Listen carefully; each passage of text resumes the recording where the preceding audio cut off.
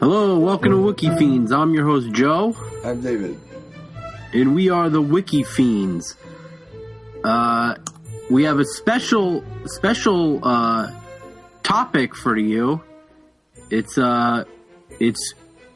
curious English language related articles that I've gathered, and this was actually one of the impetuses for the Wikifiends. So the first article I have is, well, I'll do it in two parts. One is false etymology, and the other is folk etymology. False etymology is a popularly held but false belief about the origin or derivation of a specific word. Such etymologies often have the feel of urban legends and can be much more colorful and fanciful than the typical etymologies found in dictionaries, often involving stories of unusual practices in particular subcultures, e.g., Oxford students from non-noble families being supposedly forced to write sine nobilate by their name, related to snob, hence the word snob. Many recent examples are backronyms, which we'll get to at a later point. An example being posh for port outward, starboard homeward,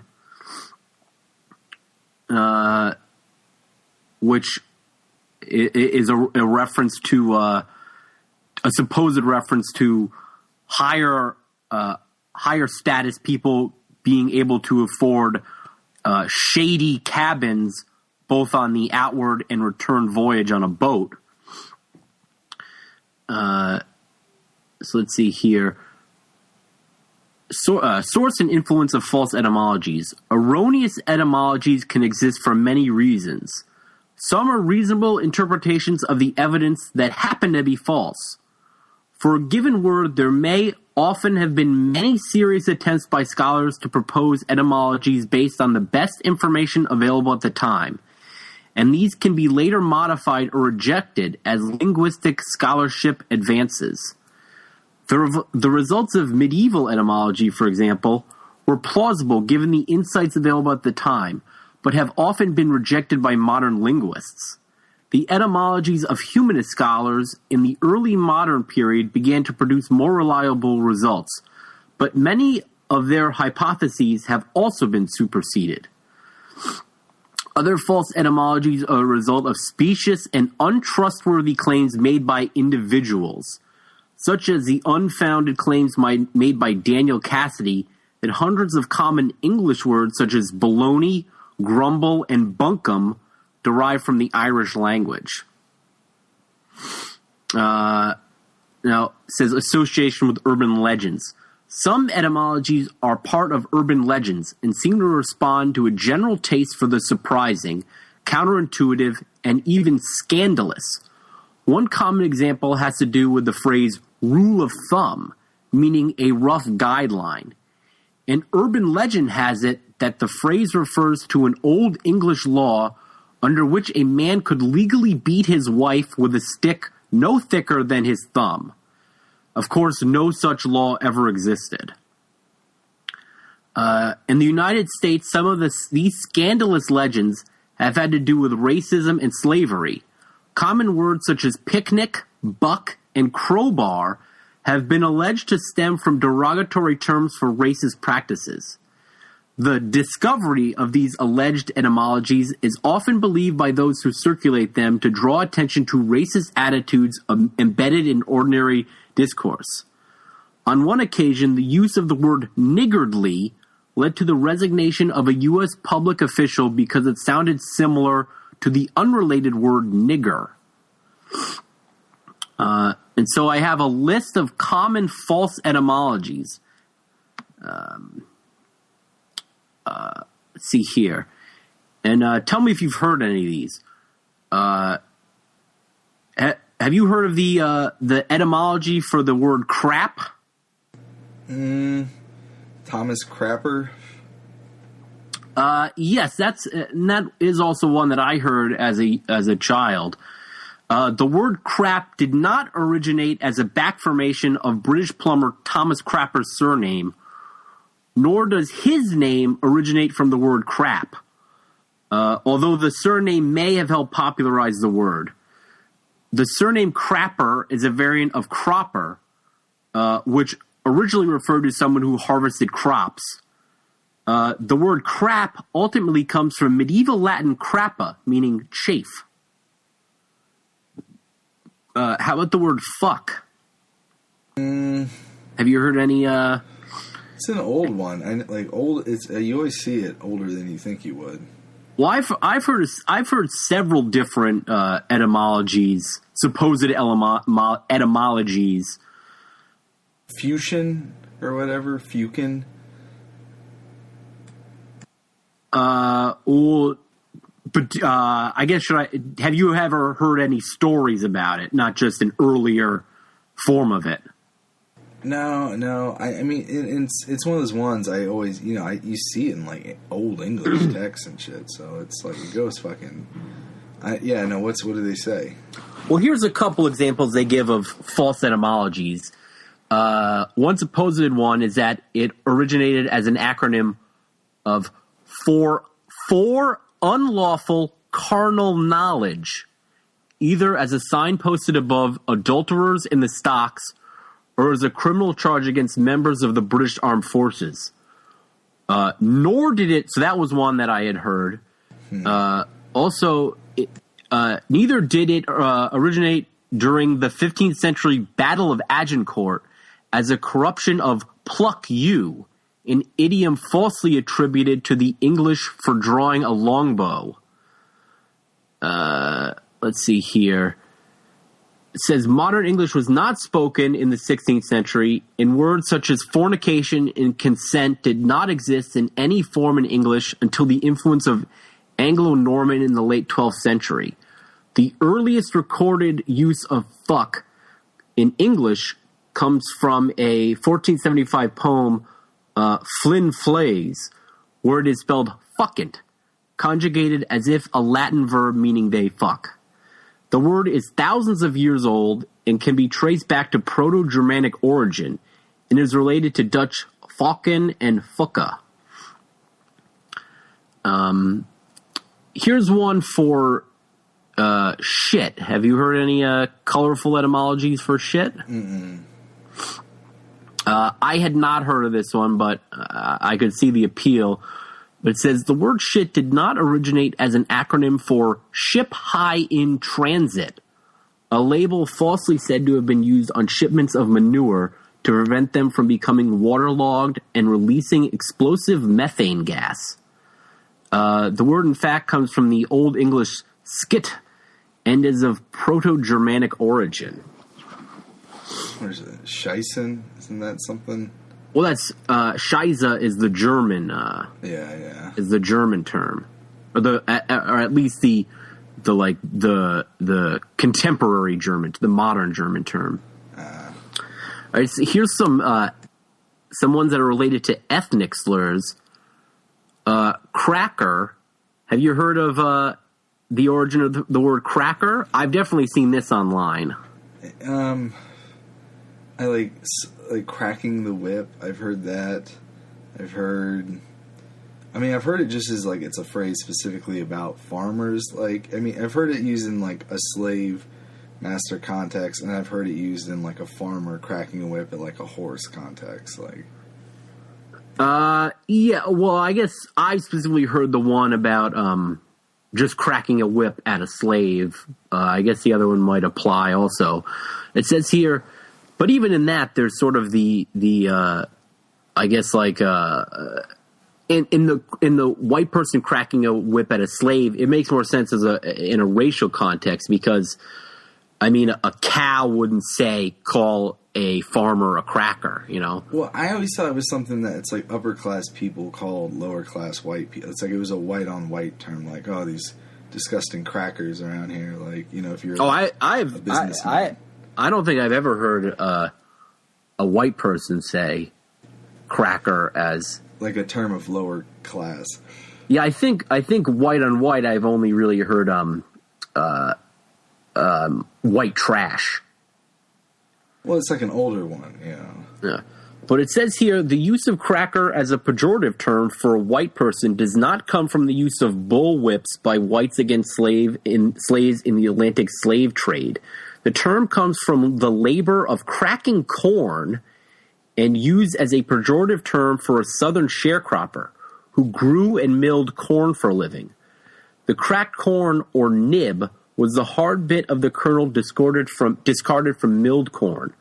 The nib was considered undesirable, and the sharecropper would take this as a share and feed his family. Popularized in a song, Jimmy Cracked Corn and I Don't Care. And I'm sure you've heard that song before. Yeah, no, I think that's pretty much, I had heard that before. All right. I like this one, gringo. Have you heard any origins for gringo? Yeah, no, that's a very famous one. What's the one you heard of it? Oh no, not origins. I just know the term. Okay, yeah, I think everyone knows most of these terms. I don't think they're far removed, but gringo, the word gringo, a pejorative term for white American, did not originate during the Mexican-American War, the Venezuelan War of Independence, the Mexican Revolution, or the American Old West, as a corruption of the lyrics green grow, in either green grow the lilacs or green grow the rushes sung by American soldiers or cowboys. And that is one I had heard. I had heard it about Irish in Mexico would sing green grow the rushes. But apparently it's not from that. And nor did it originate during any of these times as a corruption of green go home, falsely said to have been shouted at green-clad American troops, or of greencoats as a description of their uniforms. The word originally simply meant foreigner, and is probably a corruption of Spanish griego or Greek. So sort of like how a barbarian just meant a foreigner I guess that was Latin. I guess that's I think barbarian's Latin. I can't remember, or Greek. I can't remember. Now, how about the phrase niggardly? We heard about this one earlier, but I mean, I remember the first time I heard it, I thought the same thing, but then I remember reading that it wasn't, and it's not connected, or it's like, it's not that like the original slur was before that adverb. I remember that was the thing, because obviously if it's after the slur, it's kind of hard to act innocent about it. But well, I think it actually did exist. Like, yeah, I think, nowadays someone could be saying it without a hint of, a tinge of racism, but it also could be, depending on context, they could be cleverly saying it to try to evoke racism. But to be willfully ignorant of like the impact of that, like, you're abdicating your moral agency to practice good tact. So Well, I think you could cleverly deploy it as sort of a weasel word to feign ignorance. Or dog whistle. All right. It says the word niggardly, meaning stingy or miserly, is not actually related to the racial slur nigger, despite the similar sound. Niggardly ultimately traces back to Old Norse nigla, meaning to fuss about small matters. It's while like nag. It's like almost like nagging. Yeah, kind of is. And it says nigger, of course, it doesn't say course, I said of course, traces back to Latin niger, which is just black, like the color. All right, I like this one. Because this one, it's sort of, I'll just get into it. How about spick? The term spick. Have you heard any etymologies for that? No, and that's like a newer one too. Like, I feel like I don't, you see that shit in like old, kind of like hard bitten pulp novels or like old racist shit, but not from before. I feel like it's fairly new. Yeah, I always assumed it was a corruption of Hispanic. I could see that. I didn't even think of that. Yeah, that's what I had always thought. But it says here, the word spic, as a pejorative term for a Latino, did not originate as an abbreviation of Hispanic, as I thought, nor as an acronym for Spanish, Indian, and Colored, nor as an acronym for Spanish, Polish, Italian, and Chinese, falsely said to have been used by U.S. immigration officials in the 1940s, 50s, and 60s to categorize citizenship applications.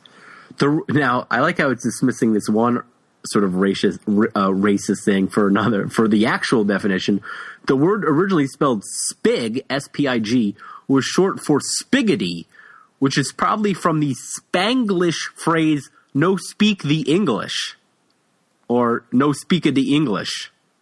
It's so weird. Well, that's what Wikipedia's, none of that shit makes sense. Like, I mean, I guess it's like, it's one of those words, like, too. Well, what do you mean none of it makes sense? Like, it's kind of, to me, like, the jumps in, the jumps in usage seem illogical. Like, I don't, like, I mean, some make sense. Well, it makes perfect sense to me. Yeah. Are you saying the actual one, or the stories seem like fucking, like, I don't, I can't parse it. It doesn't seem like logical. Like, well, they're saying it's either a corruption of Hispanic or an acronym for Spanish, Indian, and Colored, SP Spanish, I Indian, C Colored, SPIC. Okay. Or Spanish, S, Polish, P, Italian, I, and Chinese, C. But that would mean those other groups would be called it as well then, and I've never heard like a Chinese guy called that or something like. No, and that points to why it's why it can ultimately be refuted. I imagine. What is this list again? Is it list of made up shit and real shit? Like, or are you combining these? Well, it's all false etymologies, but they're giving the actual okay definition along with it, and they're saying what does it say it was? Did they say it's undecided? Like, no, they said it literally is one of these. It's spig. Short for spiggity, S-P-I-G-G-O-T, which is probably from the Spanglish phrase, or saying Spanglish phrase, no speak the English, which would be sort of spoken as no spiggity English. I got you. So that it's almost like the literal definition is more racist than the folk etymology, which seems to be the opposite for cracker and do they have dindu on there? Have you heard this phrase? No, but again, this is only false etymologies. This isn't solely about a list of ethnic slurs. Oh, okay. It's similar lineage, that word. That's a new like pejorative. So it's based on, it's like throwing shit back in someone's face or perceiving something about a people and throwing it back at them. And it's like, that's a thing. I feel like that's kind of a more modern, like, thing. Like, it's like, the old stuff just seems to be purely descriptive. Like, old slurs seem to do what a person looks like or what they do for a living or something. Like, yeah, the cracker one, that's about being a sharecropper who has to crack corn. I was going to say, too, actually, like, gringo is an interesting word because it's one of those words that, like, feels like a slur, but I've never heard it used like it's not like, it doesn't feel insulting. Like, it feels like literally descriptive. Like, you know what I'm saying? Like, well, I don't think it seems actually descriptive of anything, really. Well, you assume means just white, like just white guy. You know what I mean? It doesn't feel like cracker or it really or something. I mean, when I think of it, I don't think of white as much as I do think of a Latin American person referring to an American. or Exactly. some other person not outside like, of... in the context especially, absolutely. Like, well, it's not really said in any other context. right, exactly. So, like, and well, it doesn't feel like hostile. It feels like more like utilitarian. Yeah, I mean, I don't know, because I've never been in a situation where someone's called me a gringo. So no, if a guy came up to you like, "Hey, gringo," like, you know, you wouldn't be like, "Hey, fuck you," you know, you'd be like, "Oh, hey, what's up?" You know, like, it doesn't have the malice, you know. Yeah, but I imagine a place where someone would call you gringo would probably be somewhere where you would be less comfortable with someone calling you gringo. You know, you'd be away from, you know, your home territory, so to speak. Once this Hispanic guy came up to me and he said, "Hey, little poppy," he called me like little daddy. He still have a mustache and shit. I used to work with a Spanish guy that would call me and everyone else either boss or chief. That seems less like cultural. That seems more like an individual. Like, "Hey, boss, hey, chief." Like, that's kind of more like wise guy shit, I feel like, though. Yeah, but yeah, I guess I'm not saying. Of course, I'm not suggesting that he said it because he was Hispanic, but it is sort of like it doesn't seem like something like a white person would say. But maybe that's not a good thing to say or think either. I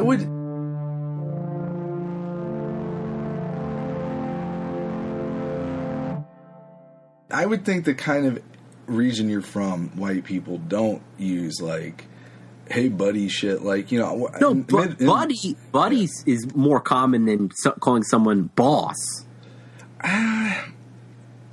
You go, "You got it, boss," but like he'd say it to people that were not his boss. You know. You know, I feel like it's very regional. Like, I feel like I was called every fucking name under the sun by every kind of person, like, in the Midwest. Like, there's just so many goofy fucking white people out there that it's just, you know, everybody's saying everything, you know what I mean? Like, all right. Maybe. The farther you go out, the more people have to say. All right. All right. Now, WAP. Have you heard the phrase WAP? It's an Italian slur. Yeah. Or is it general Mediterranean? Would you call a Greek guy that? I've only heard it for Italian. And there's a false etymology that claims it is for without passport or working off passage. It's like FOB, like fresh off the boat. Yeah, essentially. It's it's the original version or something like that. It's actually a corruption of dialectical Italian guapo or thug. So it's worse than without passport. It's like calling someone a criminal. So there's like a brutish association. Well, I think it has a very, you know, literally racist thing where it's insinuating that sort of an Italian is a thug. Yeah. You scumbag. Like but then it's like you would think more, you know, like let's say the late 1800s or early 1900s. You would think like it would be, you know, nativist Americans, you know, like you know, white English people that would call Italians WAP. That's what I would assume, like gangs in New York and so it would be weird to have them know that guapo means thug. You know what I mean? Well, it's weird because it implies a sense of intimacy. Like, it implies that they know. Yeah, it implies a familiarity. So maybe it's a thing like they heard each other say it for. And again, that sounds really bad how I'm phrasing it, but perhaps some, you know, English based white American heard an Italian person call another contemptible Italian person a WAP, and then the first person just sort of, you know, took it as a term of derision to call all Italians. It's not like a term. I don't know though. Like I'd have to ask some like Italian guys about this because like I feel like it's not quite a term where it's like reclaimed like the N word is, where it's like, you know, like I don't know if Italian guys hang out with each other. And, like, Why? Hey, you know what I'm saying?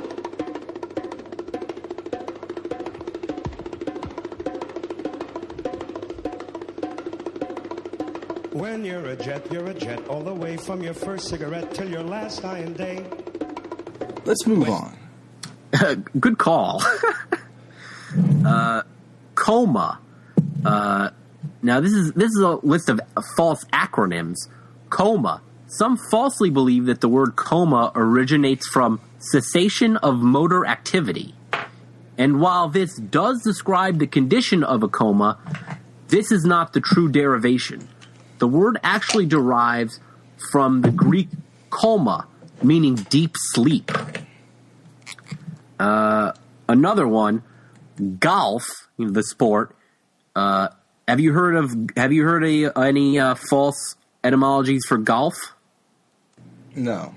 This is one I've heard before. The false acronym of gentlemen only, ladies forbidden. GOLF. That's fun. Dude, I'll be straight up. A lot of the acronym ones are fucking stupid. Well, it's just people being clever. I mean, that's all that the false etymology is. It's people being colorful and clever and trying to come up with, did you hear this is what it stands for? No, I find that irritating as well because it's like guys, kind of dunce. Like it's just bullshit you tell people. Like, really? Like, it's just like one big blustery guy in a bar, you know, telling his sort of philosophizing on how words started, esoteric meaning. It's so and then all his other friends are like, oh yeah, that's it. You know what I mean? Fornicating. Yeah. Yeah. Illegal. Yeah. All right. The word news. News is claimed to be an acronym for the four cardinal directions of north, east, west, and south. Fuck off. I mean, I always say it north, south, east, west, but that doesn't fit in the news, though. No, it doesn't. And it says here, however, old spelling of the word varied widely. Examples are newes, nevis, news, news, etc. All different slight variations in spelling. Additionally, an identical term exists in French, les nouvelles, which translates as the plural of the new. So the word news is simply a plural form of new. So sort of like what's the news could be like, what are the new occurrences? Sort of a thing. So that's what it literally is. Yeah, no shit. Well, people, big loudmouths in a bar at some point were saying that it stood for north, east, west, south. I like to question the credibility of the sources of these. You understand though that I'm not saying that the list is proclaiming that news actually stood for that. They're saying that this is what... I know. I'm saying, but if I still find it obnoxious, like I want to see I want to see the source material for this, like the. They've got links. Yeah, this is Wikipedia. They've got references. It's legit as fuck. It always has a reference, though. Well, they don't have one for news, though. They have one for the golf one. All right. Let's see here. Posh, I said earlier, port, outward, starboard, home. That's not it, but the actual origins of the word are unknown. Have you heard the term swag? Yeah. Have you heard that it stands for stuff we all get? No connection to the term swagger at all, right? It says it comes from an early 19th century slang for a thief's booty or loot. Oh yeah, like pirate swag, yeah. Yeah. And it says another false etymology for it is that it stands for secretly we are gay. That could be true. I agree with the guy at the bar on that one. Here's another one you'll hate. The word tips. Do you know what the false acronym for tips is? You're going to hate this. Yeah, I know. I hate all of these because I'm trying to think of what it is now. I don't know. To ensure prompt service. Oh, yeah. Well, it could be worse. At least that seems... I thought you would have hated that perfunctory. one. I like the ones that irritate me the least have been fucking this one. Oh, really? Because I hate the other ones, like...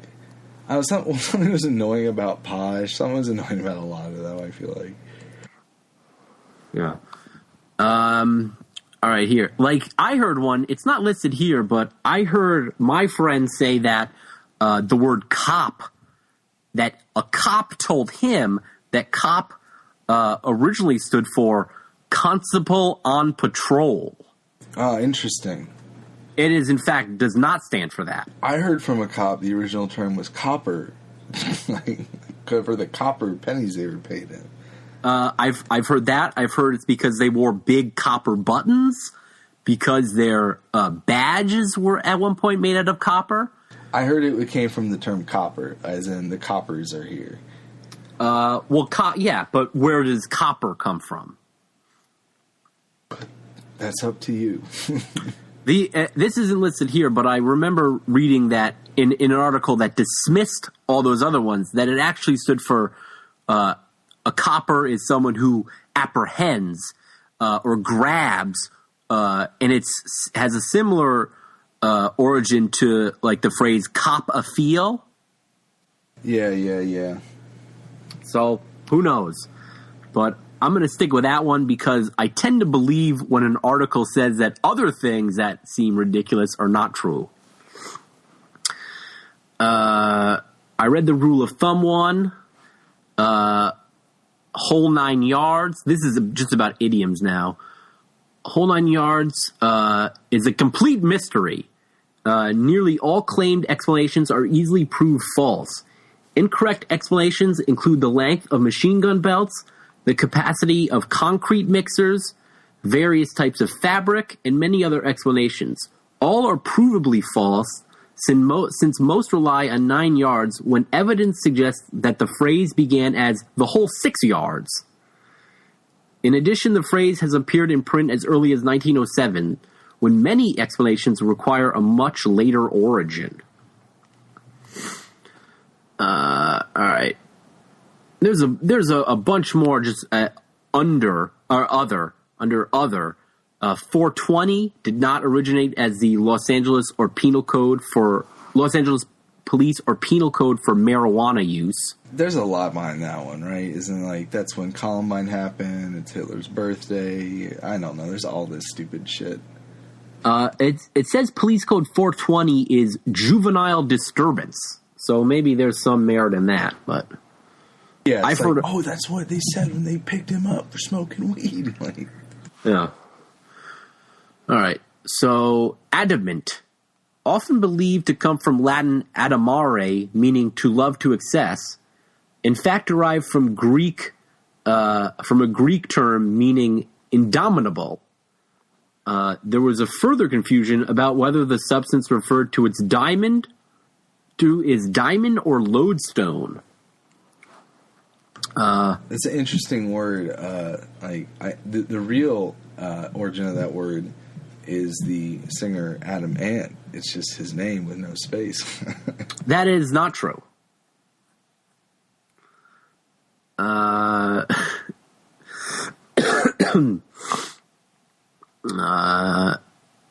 Buck. The use of buck to mean dollar did not originate from a practice of referring to African slaves as bucks when trading. Buck was originally short for buckskin, as buckskins were used in trade. I think I heard that before. Crowbar. A crowbar is not so named for its use by black menial workers. The name comes from the forked end of a crowbar, which resembles a crow's foot. There's a lot of these. All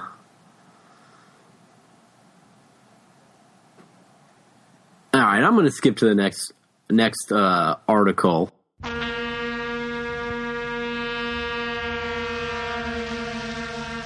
Now, folk etymology is sort of related. And there are two sort of uses of it, as it says, as a productive force. The technical term folk etymology is used in the science of historical linguistics to refer to a change in the form of a word caused by erroneous popular beliefs about its derivation. Erroneous etymologies can exist for many reasons. Some are reasonable interpretations of the evidence that happen to be false. For a given word, there may often have been many serious attempts by scholars to propose etymologies based on the best information available at the time, and these can be later modified or rejected as linguistic scholarship advances. The results of a medieval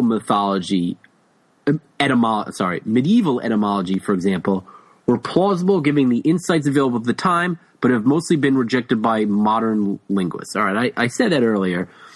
The phenomenon becomes interesting when it feeds back into the development of the word and thus becomes a part of a new etymology.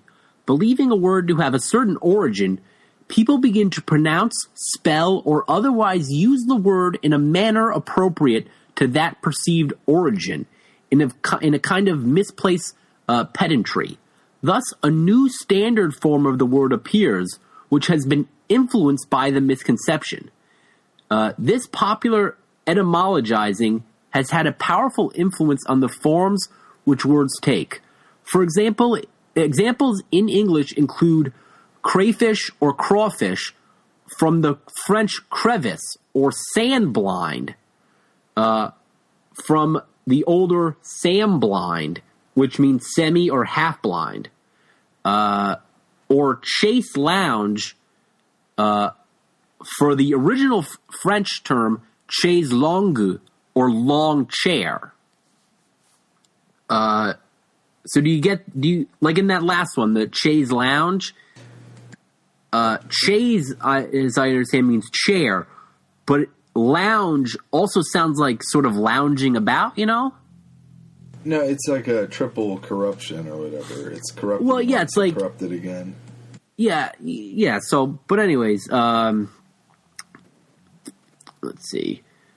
So some examples: artichoke from the Italian artichoco or choke, presumably as you might choke if you ate the hairy, fibrous end of the plant. It's funny because you think about it that when you see it, it makes sense in a way. Like a lot of these make sense. You know what I mean? That's kind of they're furthest extremes of interpretation. They sort of made sense, and then because they made sense in that way, they started to be pronounced and spelled in a way that sort of that was closer to that misunderstanding. You get what I'm saying? No, it isn't, because it is. It's it seems arbitrary, but it's not at all. It's very. There is a definite thread. These are interesting. Let me hear some more. All right. So, Charterhouse from chartreuse, the feminine of chartreux. Cockroach was borrowed from Spanish cucaracha, but was folk etymologized, as cock and roach. So, let's see here. I said the crayfish one. Female, Old French femelle, diminutive of femme or woman, and by assimilation with male, from Old French mâle and from the Latin masculus. So female, it seems like male already exists, but there was no female. But it was a corruption of a French term femelle, which was just this sort of a diminutive, or the smaller form of femme, which was woman. Well, it's bizarre because it's those terms, male and female, they seem like a package deal. They seem very clinical, But it's funny to hear that female is actually French and male is like Germanic. Like they actually have literally different regional origins. Like that's kind of bizarre. Well, here's another interesting one. This was back on the false etymology page. There was a claim that woman originated from woven from man, and it in fact came from the Old English term withman, meaning female person. Werman was the word for male, but it was shortened to man with two N's, and then it later just became one N. And withman then developed into woman. So it wasn't just a case of a W-O being added on to man. It was originally werman and withman. Right, right. So that's sort of interesting itself, you know.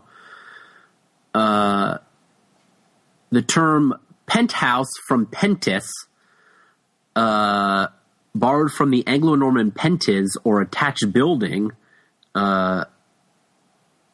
ultimately from Latin appendicium, or appendage. Let's see here. Let's see. All right. Licorice, a British variant spelling of licorice, from the supposition that it has something to do with liquid. A supposition made twice before in Anglo-Norman licorice, influenced by liquor or liquor, you know, just the common word liquor, and late Latin licoricia, influenced by Latin liqueur.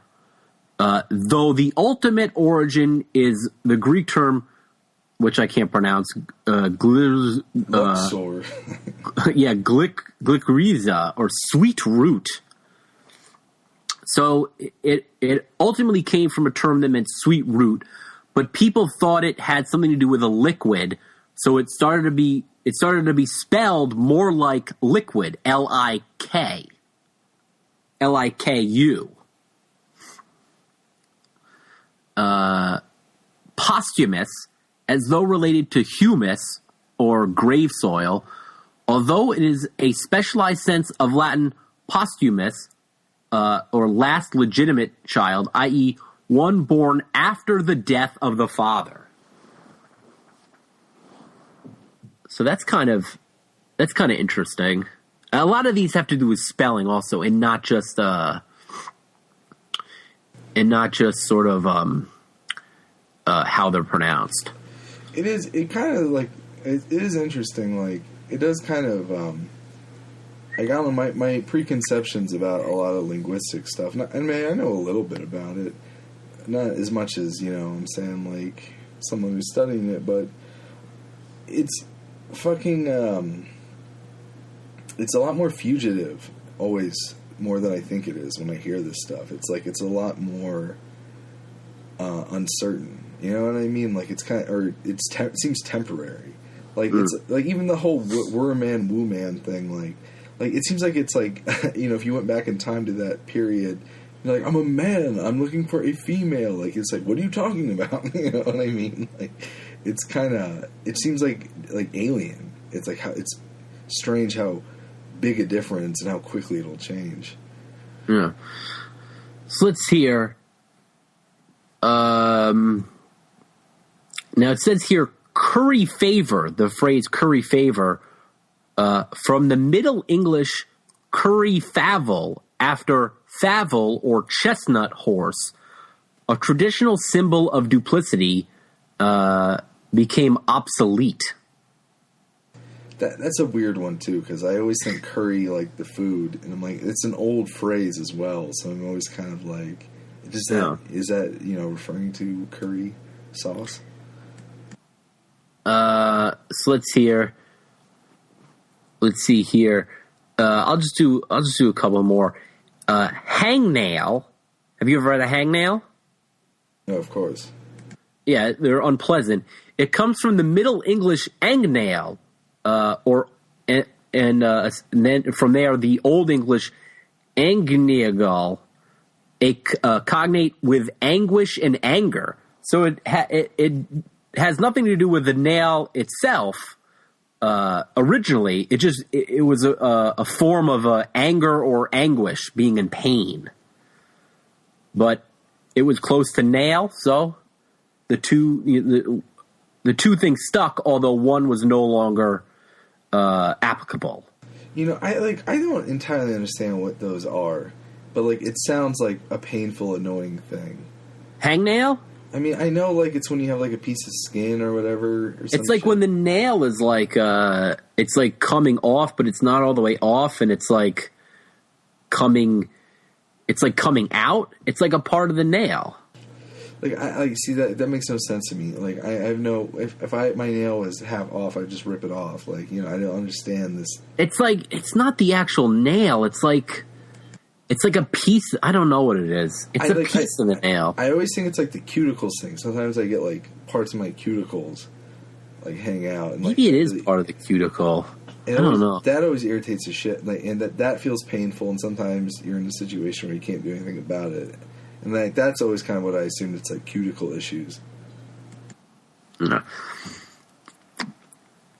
All right. So I'll move on from there. But that's a good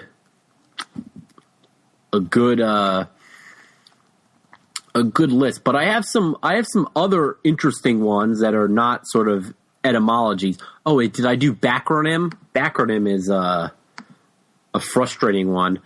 A backronym is a specially constructed phrase that is supposed to be the source of a word that is or is claimed to be an acronym. Backronyms may be invented with serious or humorous intent, or they may be a type of false or folk etymology. And it's a combination of the term backword and acronym.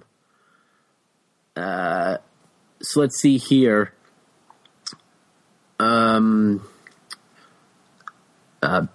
Let's see here. Here's an example. United States Department of Justice assigns to their Amber Alert program the meaning America's Missing. Broadcast emergency response, although the term originally referred to Amber Hagerman, a 9-year-old abducted and murdered in Texas in 1996. So the program was named after this young girl who was a murder victim, and then U.S. Department of Justice put this sort of backward acronym onto it. So let's see here. Some of these are sort of annoying, but let's see here. NASA named its ISS treadmill the Combined Operational Load-Bearing External Resistance Treadmill, or Colbert, after Stephen Colbert. The backronym was a lighthearted compromise in recognition of the comedian's ability to sway NASA's online vote for the naming of an ISS module. All right. Here's some other ones. Alcoholics Anonymous and other 12-step programs use backronyms as teaching tools, similar to slogans such as "One Day at a Time" or "Let Go, Let God," but often with an ironic edge. For example, a slip may be expanded as "sobriety losing its priority," and denial as "don't even notice I am lying." Have you ever heard any of that AA stuff? It's kind of weird. No, I've actually have a few friends who've gone through it, and I've seen the book. I know about the higher power shit. That's a certain phase. It's kind of interesting. I don't know. I feel like it's kind of one of those things. It depends on where you go, and I'm always kind of curious. I don't know the difference between NA and AA. AA seems like it has its own rigid system. Well, NA is Narcotics Anonymous. Right. But I know the idea is you could dip into any AA or NA if you're in a different city, if you're traveling, if you feel the desire to relapse, you could go there instead. You know what I mean? But I wonder, is it just the same thing? I guess it is. It's probably, if it's not the same program. Well, I think, there's probably differences within each, chapter. But it's generally the same, like, principles, though, I'd imagine. Yeah. All right. So, see the next one we have here. Some backronyms name the subject to make obvious its purpose or characteristics. The GBU 43B Massive Ordnance Air Blast Bomb, abbreviated to MOAB or MOAB, was promoted heavily by the United States as the mother of all bombs in a backronym during the Iraq War. And I guess this was popularized in media coverage leading up to the invasion. Many companies or products have spawned multiple humorous backronyms with positive connotations asserted by supporters and negative ones by detractors. There's one in particular that they give an example that I think is pretty familiar with a lot of people. Ford. Have you heard any backronyms for Ford? Oh, yeah, I have. I can't remember what it is, but I know it's about them breaking down. Like, it's like about them being shitty. Yeah, the one from detractors that's listed here is fix or repair daily. Yeah. I've also heard found on road dead. But for fans, for aficionados, the backronym is first on race day. And I think one that everyone's heard is fast as hell. For Fiat, fix it again, Tony. Oh, yeah, that's the one I've heard. I've definitely heard that. All right. Let's see here. All right. So let me go on to a couple other interesting ones.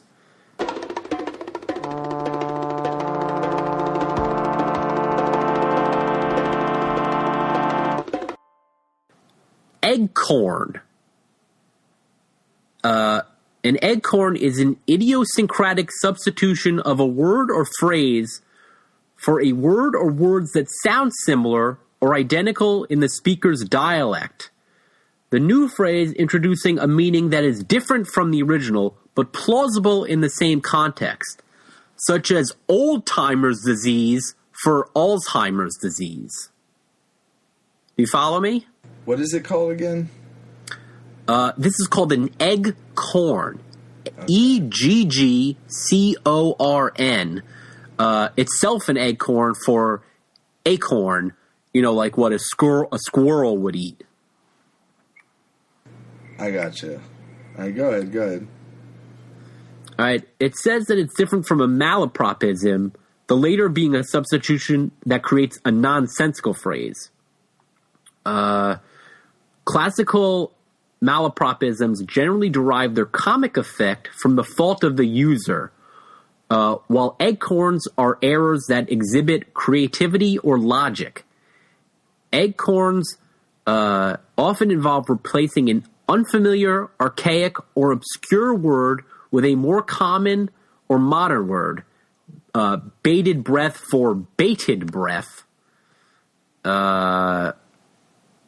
which I'm not sure what that means, but I guess bated breath is like an anticipation. Bated is like, I guess it could smell like bait.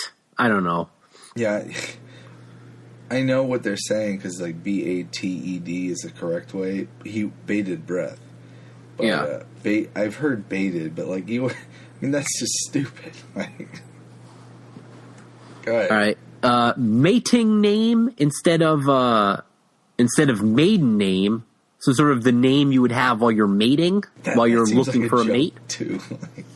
Well, none of these are real terms. These aren't etymologies anymore. These are just like humorous phrases, someone would say. Praying mantis instead of praying mantis. The first instance being with an E, like predator, prey. And for all intensive purposes instead of for all intents and purposes. Right. I think a common person that would use this, like an example in popular culture, would be Ricky from Trailer Park Boys. What, all intensive purposes? An Eggcorn itself. I know what you're saying. He is kind of more on the lighter side. I mean, he does like semi-malapropisms, but they're more just like misrememberings, like essentially. Yeah. All right. So let's see here, but it's sort of related to the term of a malaprop. But so then we have spoonerism. A spoonerism is an error in speech or a deliberate play on words in which corresponding consonants, vowels, or morphemes are switched between two words in a phrase. An example is saying, "The Lord is a shoving leopard," instead of "The Lord is a loving shepherd." Many are slips of the tongue, but they can also be used intentionally as a play on words. Here's an example. 3 cheers for our queer old dean, rather than dear old queen. Is it customary to cuss the bride, as opposed to customary to kiss the bride? A blushing crow, instead of a crushing blow. A well-boiled icicle, instead of well-oiled bicycle.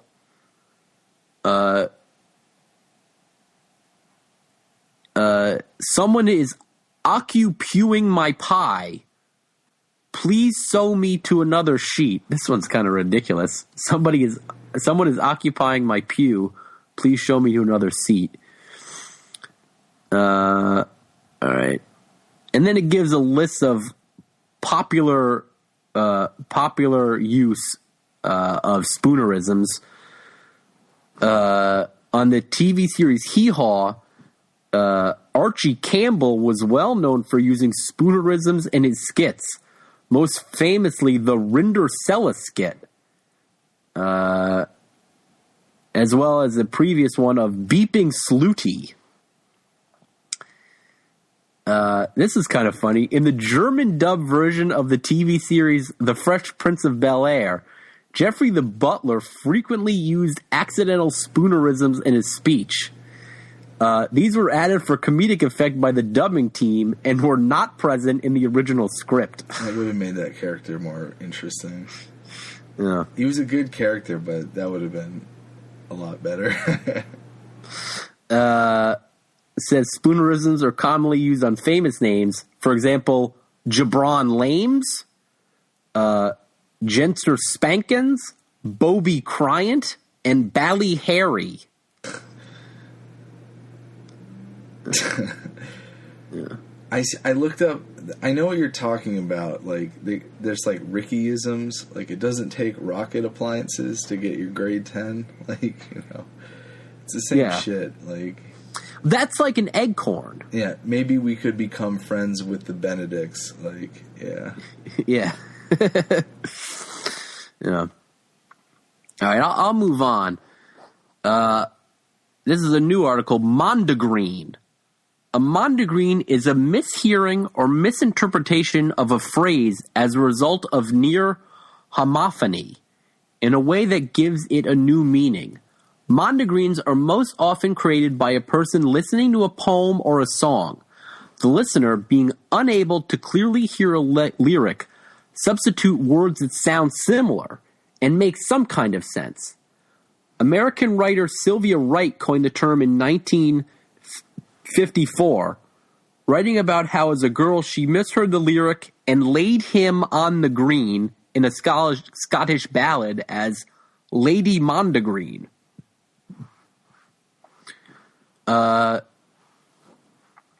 So let me see if it has any examples. The original song or poem is from Percy's Relics. Ye highlands and ye lowlands, oh, where hae ye been? They have slain the Earl of Moray and Lady Mondegreen. So the actual line is laid him on the green. The originator of this phrase thought it was and Lady Mondegreen. So it in the context, it also made sense. It's talking about an earl. To her understanding, it was talking about an earl being slain and then a lady being slain. And then it gives some. I'm really trying to zip through this. It gives some examples in songs. And some of the most commonly submitted ones are "Gladly the Cross-Eyed Bear," from the line in the hymn, "Keep Thou My Way." Let's see here. Many other quoted as "Gladly the Cross-Eyed Bear." I don't know. Here's one we'd all know. From the song "Bad Moon Rising" by Creedence Clearwater, the phrase "there's a bad moon on the rise" is often misheard as "there's a bathroom on the right." All right. And then also from the Jimi Hendrix song "Purple Haze," "Excuse me while I kiss the sky." Do you know what that's often misheard as? Excuse me while I kiss this guy. That's correct. So, do you have any ones that you have noticed that you've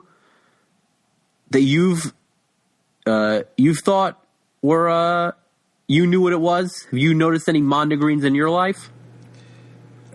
They're always nonsensical when they're anecdotal. Like, I feel like there's things I've misheard for years or thought I heard, but it's kind of like you're kidding yourself, and you're kind of aware of it when you do it.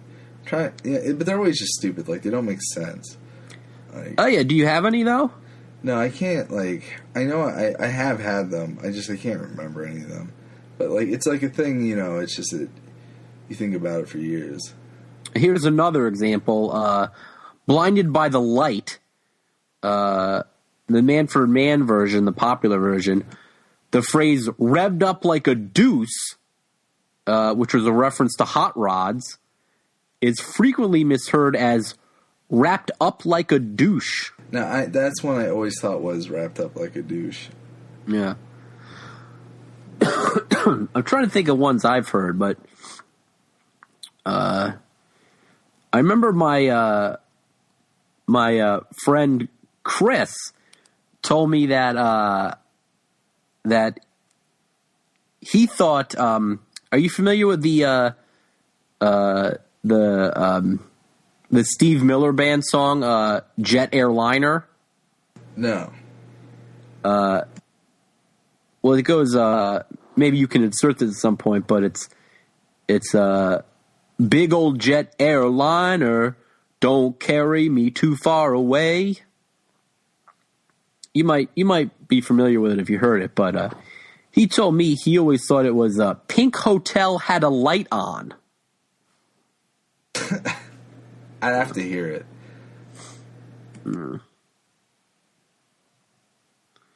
All right, so I guess I don't want to get too far into that, but I found that sort of interesting. No, that's an interesting one. It's kind of, that one seems like a lot of these you could just read, but that's one you almost have to hear. You know what I mean? Like, because it is about pronunciation and shit. Yeah, I mean, I know I've had a ton of things where I thought they made sense. Like Like the England Dan and John Ford Coley song, I Really Want to See You Tonight. Are you familiar with that one? I think so. It goes, I'm not talking about moving in, but I don't want to change your life. But there's a warm wind blowing the stars around, and I really want to see you tonight. I always thought it was, I ain't talking about millennium. Yeah. Hey. Yeah, no, that's a hard one because, it's like I know that those happen to me all the time. I feel like I rarely don't like not hear a song and have that happen. Like, yeah. But it's like you don't you don't like you don't know until someone else points it out. Really, there's that too. You don't know until you read the lyrics. And two, you're not in a hurry to catalog your fucking misinterpretation. So yeah. I mean, you might notice it if you ever like read song lyrics to songs, I guess that's the instance. Or if someone points it, like, they go like, what did you say? I remember being a kid and hearing that fucking Wrapped Up Like a Douche song. And I remember hearing it over and over again. And like, it's just like, why the fuck is he saying wrapped up like a douche? I was like, I know that's not what he's saying. But like, it sounds like it. Like, I just couldn't see him as saying anything else, even though I knew it was fucking completely illogical. Yeah. Well, I recently found out that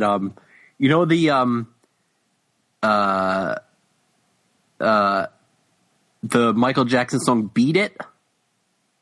He probably has a lot, actually. He has kind of a quick way of pronouncing things, enunciating sometimes. You're familiar with the song, though, right? Yeah, "Beat It." Yeah.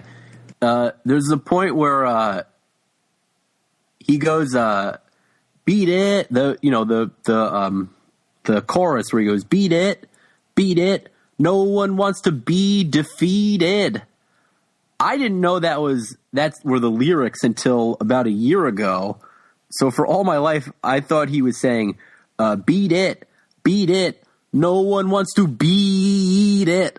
I thought he was just dragging out "beat it" for really long. What do you like? Is that like? I always knew it was that. That's kind of weird. Like you just you didn't hear the nuance. No, I always just thought it was "no one wants to beat it." I just thought he was saying "beat it" really loud, long. You couldn't hear beat. You couldn't hear that dip, like. No, my friend Chris had to tell me. I don't know. Did you even listen to it that like closely though? I mean, who the fuck? No. Yeah, that's part of the thing too. Yeah. No. So this might be a thing where you in the future, you'll pay attention. Also, if it comes up again, you can refer to someone as this being a Mondegreen. This is the term for it. When you mishear a lyric. I actually was thinking about that, the original example. I like the misheard example better than the original. In what? In the Lady Mondegreen example. Oh, you like and Lady Mondegreen better than the real one? I do. Well, it's more enticing because there's sort of there's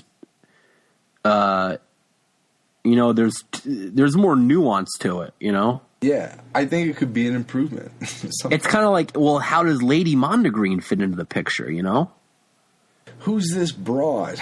Yeah. But, I mean, I don't even know who Earl O'More is, so. All right. But anyways, going on.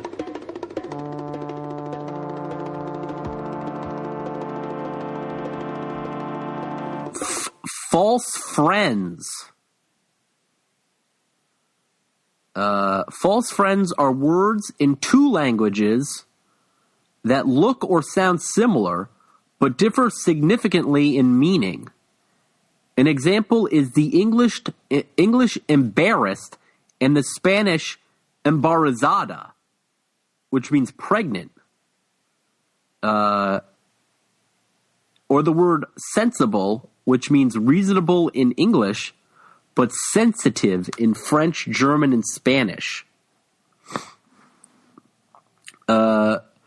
The term is a shortened version of the expression false friend of a translator, the French version of which is faux ami du traducteur, and it was introduced by linguists Maxime Kosler and Jules Deracugny in 1928.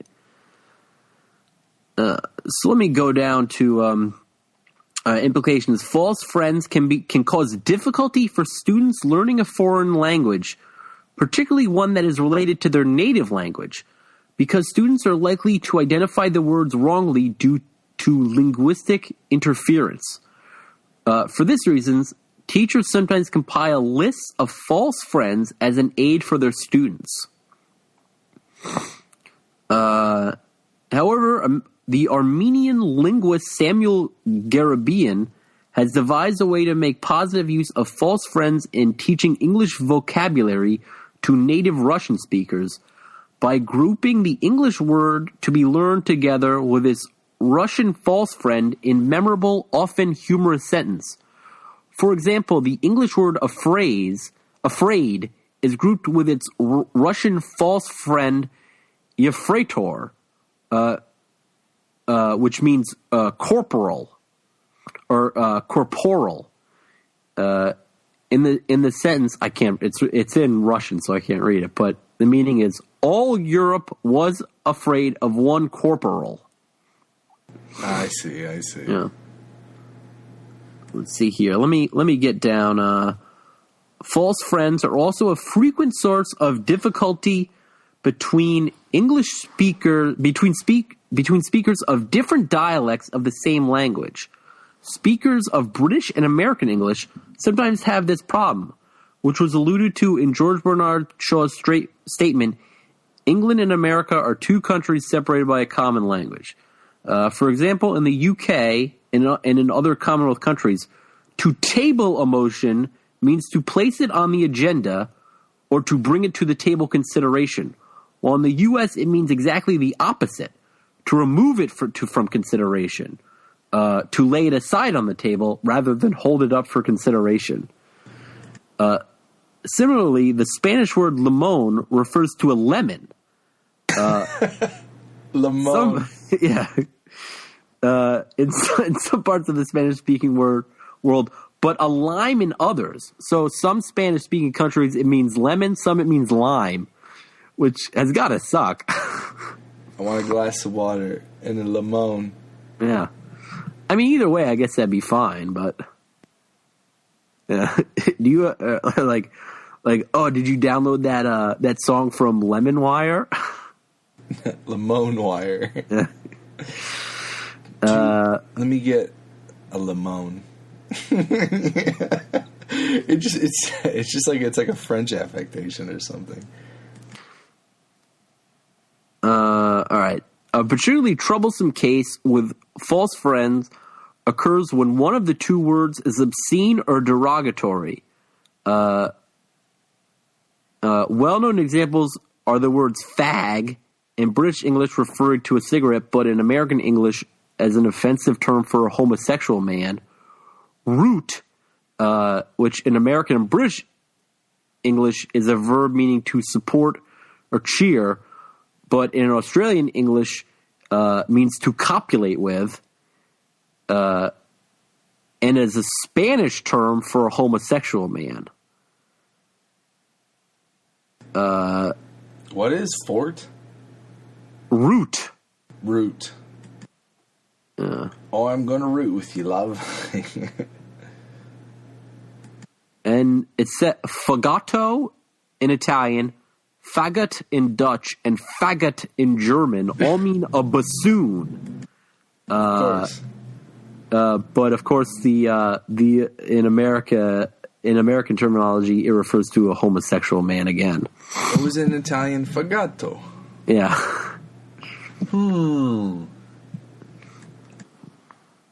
All right, let's see here. And they've got some characters, some Asian characters. And in Chinese, it means toilet paper, but in Japanese, it means written message. It's kind of gross. It's a big difference. Yeah. It's like that seems a little intentional. That seems a little like too on the nose, you know. I don't know. You're saying the Chinese changed their word to toilet paper. They named it after the Japanese word for written message to I don't know who mock the Japanese. I don't know who did what, but it seems to be there seems to be a little awareness there. Here's a good one. In some cases, this has led to significant controversy, e.g. when Tiger Woods described himself as a spaz, which in American English simply means a clumsy person, but in British English is an offensive term for a disabled person. Yeah, that's weird to me. I've heard that shit before. Like, oh, yo, you can't say spaz, but like, what is it, spastic? Is that like the British thing? And spastic's a real thing. Like, spaz, I don't know if it does stem from that. I don't know if that's the etymology of it. I think it's spastic. I think it's like, oh, this spaz, like he's so spastic, he's out all over the place, and that's like maybe. That's what I always thought. Yeah. Yeah, that's what it redirects to. So, I guess you're right. I think the British. I think they'll be like, "Yo, you a spastic cunt." You know, they'll say the thing. Yeah. I guess it would be like, it would be like if Tiger Woods said, "Yeah, I'm a real retard." Yeah, dude, that's exactly it. Yeah. All right, so here's some examples. Let's see here. Let me see if you can guess what this means in Spanish. Actual. Actual? Yeah. Yeah, that was easy. What does it mean in Spanish? It does not mean what it means in English. Oh, what is this? What? Give me context. I can't. I guess this is just if you know. In a sentence. I don't know Spanish. I can't do this.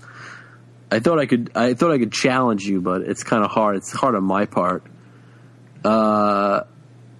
I'll tell you a thing. I'll come up with a word, and I want you to tell me if it's a false friend in Spanish, or if it is not. Okay. Actual means in Spanish it means current or present.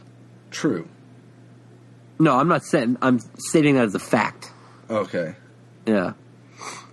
True. I can't do it. I can't do this as a game. Do you know what bizarro means? Yeah, strange, bizarre. False. It means gallant in Spanish. Oh, really? Yeah, these are all false friends. Okay. That's how I'll do it. None of these are real things. What does condescendiente mean? Well, it obviously doesn't mean condescending, so it's either going to be a humorous opposite or just something arbitrary. So I'm going to say it's humorous opposite. It actually means like you're giving like homage to someone. It means affable. Yeah, so close enough, right? Are they all like this? Are they all just kind of like wink? It's actually the opposite. Like, Yes. What does constipado mean? It means you can shit really well. No, it means you're congested. Oh, okay. That's said this actually one closer. Yeah, it's sort of related, but if you were like, oh, I'm constipado, and someone wanted to give you like you'll have some coffee, smoke a cigarette. Yeah, well, if you went to the pharmacy, or like La Farmacia, as I imagine it's called, but I could be committing a false friend right there. And you ask for medicine for it, they would give you cough drops, but really you wanted what's the thing for constipation? I don't know. Stool softener or something. All right. Chinese food. Embarazada. Proud. Shameless. No, it means you're pregnant. Oh, okay. Oh, woohoo. Yeah. That's a little wink nudge. Yeah, she's real embarrassed. Yeah, that's kind of colorful. That's kind of a colorful one. Yeah, I know that girl. She's real embarrassed right now. Exito. Enter? No, it's not an opposite. It just means success. Oh, okay. Inedito. In Eddie's toe. Inedito. I have no idea. The English false friend is unedited. That's what you would assume it would mean. It actually means unpublished. Stupid. So it's sort of related. It's like, instead of being like, well, it's not edited yet, it's not published yet. I'm splitting hairs. No, it's not. So. I feel like I've heard this one before. Isn't it kind of similar? It's not like, I thought it means like neutral. I thought so-so is one of those words that kind of carries over. Yes, so-so means neutral in English, but in Spanish it means dull, uninteresting, or tasteless. That's kind of similar. That's kind of like, I feel like if you said, it's so-so, you'd kind of get the but same this meaning. Is like it's dull and, yeah, I guess it's sort of similar. Like how was the dinner? So-so. Dull, yeah, I guess. But so-so means like it's okay. Dull, though, yeah. All right, so that's those are some false friends. Yo, you a false friend. How so? I'm just fucking with you. Keep going. Good joke, Dave. I got a lot of false friends. Yeah. Do you have an example? I'm just trying to say funny lines. I wanted to yell that during while you were doing it when you said it. It's a funny phrase. Yeah, false friends. I got some of those. These words aren't the only ones. All right, I'll do one more, and then we'll start. Maybe we'll go on to another segment. All right. Hypercorrection. In linguistics or usage, hypercorrection is a non-standard usage that results from the over-application of a perceived rule of grammar or a usage prescription.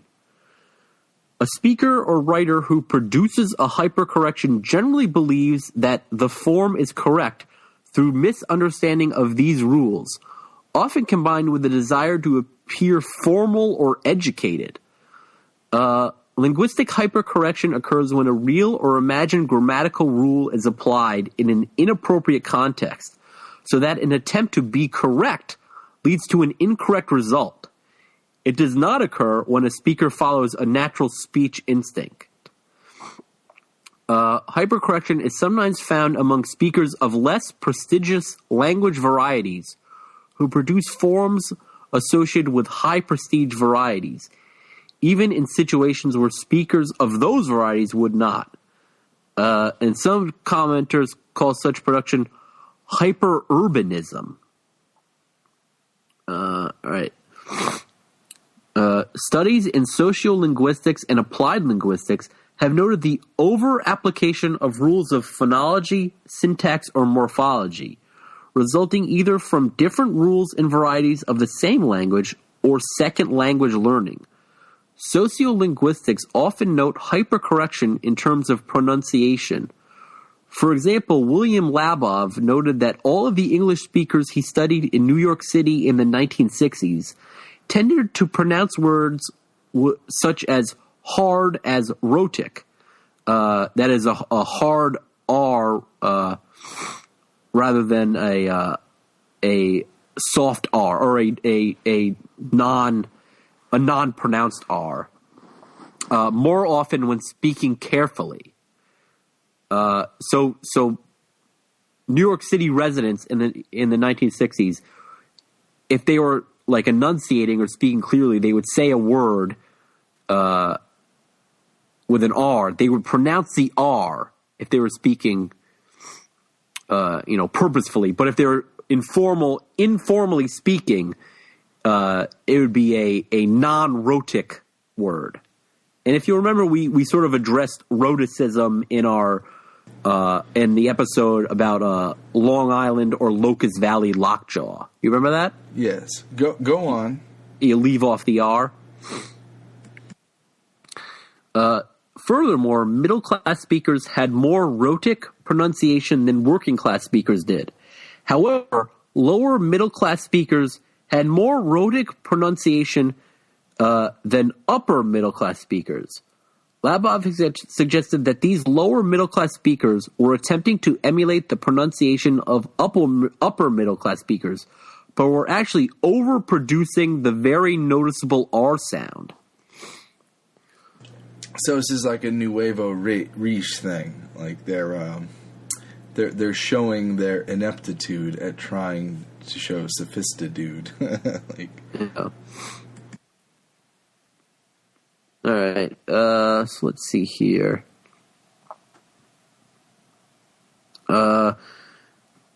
Hypercorrection is not particular to English. It can occur wherever multiple languages or language varieties are in contact. But I'm just going to read the English one. English has no authoritative body governing correct usage, unlike some other languages, such as Arabic, French, Italian, Icelandic, and Spanish. Nonetheless, within groups of users of English, certain usages are considered unduly elaborate adherences to formal rules.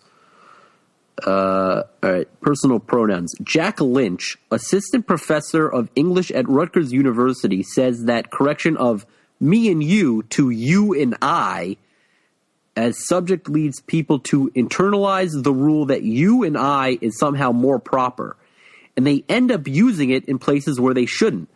Such as, he gave it to you and I, when it should be, he gave it to you and me. I see. So it's like, just because saying you and I in that one context is more proper sounding, people just exercise the use of me altogether. Yeah, and I think in this instance specifically, I remember sort of the rule being like, if you were to say the phrase but not have the you and part, if you would say me, you would say you would say you gave it to you and me. But if you were not going to say me, if you're going to say I, you would say you and I. But that's just me, interjecting something from personal experience. On the other hand, the linguists Rodney Huddleston and Jeffrey K. Pullum claim that utterances such as "they invited Sandy and I" are heard constantly in the conversation of people whose status as speakers of standard English is clear, and that those who condemn it simply assume that the case of a pronoun in a coordination must be the same as when it stands alone. Actual usage is in conflict with this assumption. H-adding. Some British accents, such as Cockney, drop the initial H from words. E.g., have becomes av. A hypercorrection associated with H-adding, with this is H-adding. Adding an H to a word which would not normally have an initial H. An example of this can be found in the speech of the character Parker in Thunderbirds. E.g., we'll have the aristocrats here soon. Parker's speech was based on a real person the creators encountered at a restaurant in Cookham, I guess. Another example is from British author Sue Townsend's Adrian Mole book, where Adrian Mole is discussing with a security guard when he is about to offer his latest literary work for review. The security guard replies, "Whore, are you the next poet laureate? And if you are, may I offer you my utmost congratulations." Fuzz. In some Dublin accents, words beginning with a th are often pronounced as if they begin with a T, so thin becomes tin. Some speakers learn to correct this, but then also hypercorrect. Tie to thigh, tie like the country or language, becomes thigh like the part of the leg, and Thomas becomes Thomas. I think I have heard that before. I've heard Thomas is sort of like a joke form of Thomas. All All right. See one more. Hyperforeignism. Hyperforeignism arises when speakers misidentifying the distribution of a pattern found in loanwords and extending it to other environments. The result of this process does not reflect the rules of either language. For example, habanero is sometimes pronounced as though it were spelled habanero, an imitation of other words like jalapeno and piñata. So I guess some people will say habanero instead of habanero. Definitely heard that. Yeah. All right. So that's pretty much all I have for these sort of English language, quirks, I guess. Yeah, it's a kooky list. This is one of the ones you wanted to do originally? Yeah.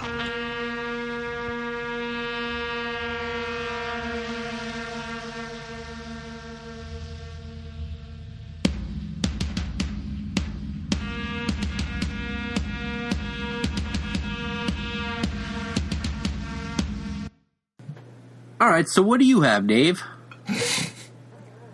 All right.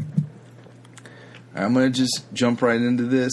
It's, I've done these before, actually, I believe. It's last words. So I'm just reading some, I'm going to do a dramatic reading of some last words I cherry-picked from Wikiquote. Okay.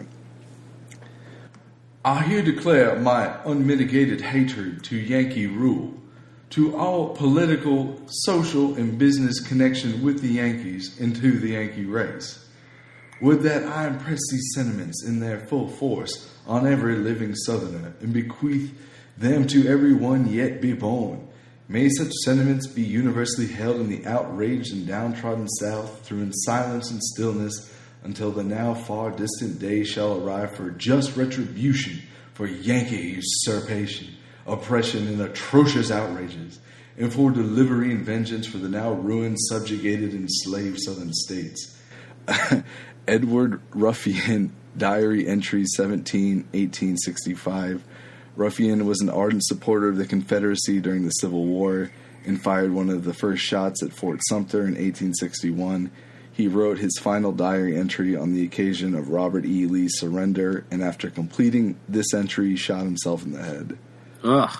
Does it say if he thought Robert E. Lee was a traitor? No, I mean, maybe on his article. He doesn't appear to have one, though. I would love to hear about juicy shit about, like, people going like, oh, Robert E. Lee, that race traitor. All right, here's a similar one. This is William Barclay Bat Masterson was a former Wild West gunfighter. He was asked by a fellow reporter of the New York Morning Telegraph about his health after he had been ill with a cold, and his final reported words were, all right. But his last Who is that? Who is that? Matthew McConaughey? William, yeah, right. This guy, William Masterson. Now, his last written words were on a notepad for a column he was writing. No wonder these birds are flying high when they get that kind of money for an hour's work. Just think of an honest, hard-working farmer laboring from daylight to dark for 40 years of his life, and lucky if he finishes with as much as one of these birds gets in an hour. Yet there are those who argue that everything breaks even in this old dump of a world of ours. I suppose these ginks who argue that way hold because the rich man gets ice in the summer and poor gets it in the winter, and both are breaking even for it. So I looked up. What is a gink? I looked up that term ginks. I thought it was a racial term, but it is a foolish or contemptible person. It's a informal North American slang.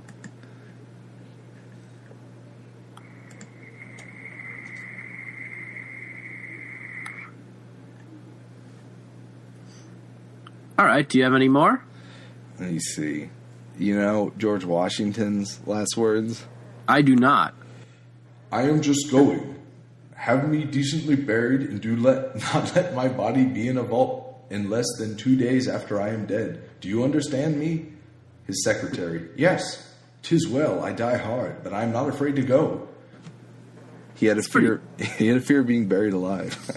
It's pretty good. Yeah, that would suck. I think that was a somewhat common occurrence, though. Yeah, like corpse bells and shit. Yeah. All right, Gary Roland Welch, a murderer executed in Oklahoma in 2012. He began chanting this phrase as soon as the lethal injection of drugs were pumped into his system. In the middle of his fourth repetition, he fell unconscious, dying soon after. Valhalla, Odin, slay the beast. Valhalla, Odin, slay the beast. Valhalla, Odin, slay the beast. Oh, God. It's a good dramatic reading. Yeah, I'll put reverb on it after this. Let's see. So this is... who is this?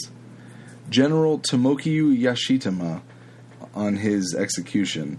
I don't blame my executioners. I'll pray that gods bless them.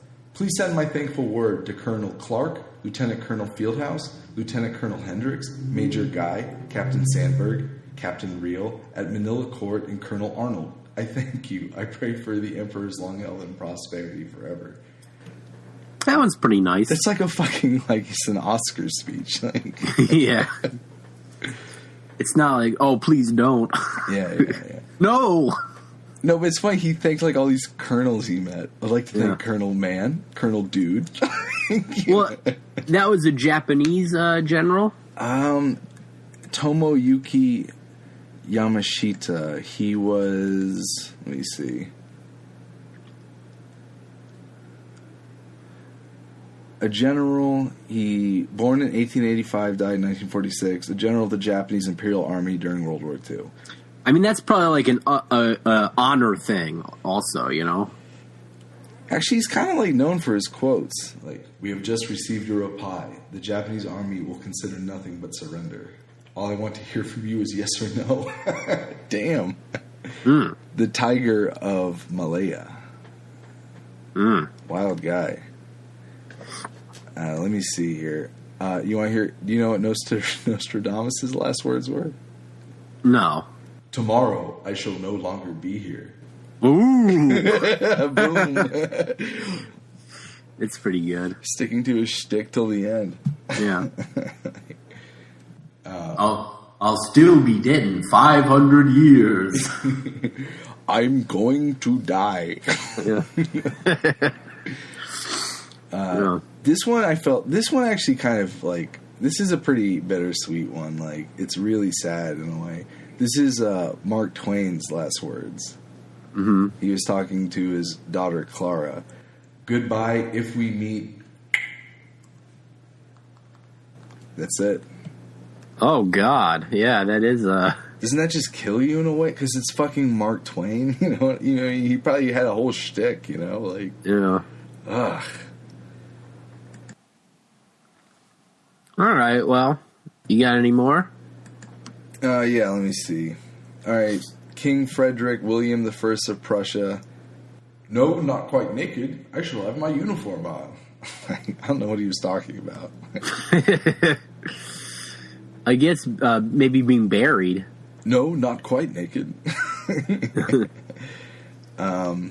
He was talking about how he likes to have sex with his wife. How he likes to be die. No, not naked. Not quite.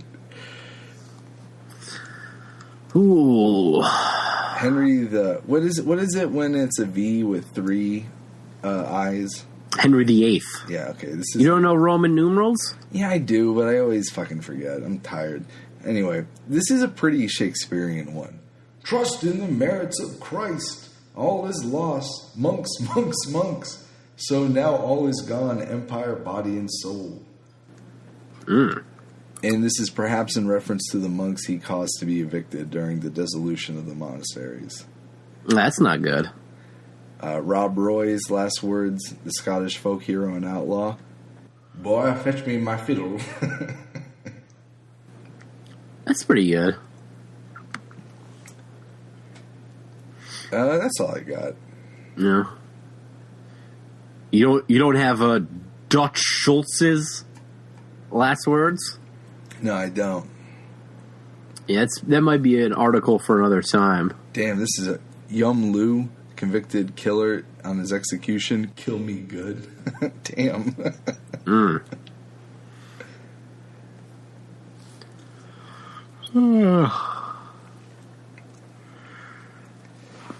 What do you want to do? Any last minute shit or Aladdin, or what you want to do? Arabian Nights, like Arabian days. Let's do these quick, yo. We did these once. We should have just cut them out. We just lost them. What? What do you mean we lost them? We did them, but we lost them. So the audience won't get to hear them? That's right. All right, I guess the audience misses out on six Aladdin episodes. Episode 31, Smolder and Wiser. Harud tricks Aladdin into believing that he has been cursed with clumsiness. Meanwhile, Abismal plots to take over Agrabah by forcing it to surrender, or be destroyed by an Ifrit named Magma, who controls volcanoes. Too many big monsters. It's bullshit. Episode 32, The Game. What if this one was about Aladdin getting into the seduction scene? Manosphere? Yeah, he's like Rouge. All right, The Game. Aladdin doesn't let bitches neg him anymore. What's it? How would Aladdin neg Jasmine? Yo, I don't care about your money. Yo, fuck the Sultan. What if she's like, oh, you like, yeah, I can see it. You got your dad's nose.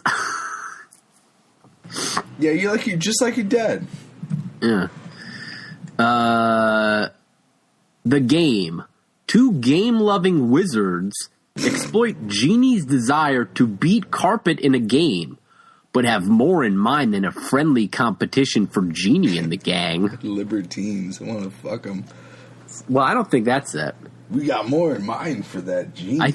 I think they want to use him for nefarious purposes, not just for sexual purposes. Yeah. Two game-loving wizards with nefarious ideas for the Genie. All right. Episode 33, Poor Iago.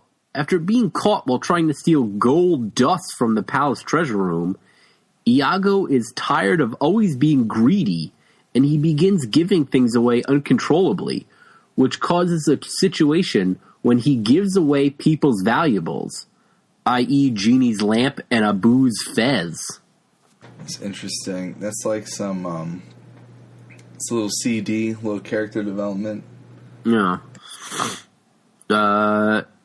You want to do a Gilbert impression right there? I didn't mean to give away your lamp. I just wanted to help. I just don't like feeling like this anymore. I'm done being greedy. Yeah. Do you think that Gilbert, wrote this one? It says Steve Roberts wrote it. Yeah. So Gilbert. Yeah. What if he goes, I hate feeling like this. I don't. What can I do? I can't even look at myself in the mirror. Probably is like that, all this drawn out self-loathing scene. Yeah. I don't want to be this person. Go ahead. Episode 34, The Animal Kingdom. Aladdin and friends stumble across a hidden valley where anthropomorphic animals have built their own civilization. And are fucking. Yeah, it's a precursor to furryism.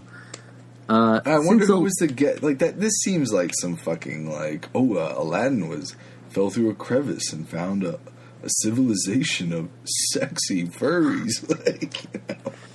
Well, that's good fodder for fan fiction. Yeah. Since Aladdin is human, he is believed to be a dangerous threat to their prosperous city.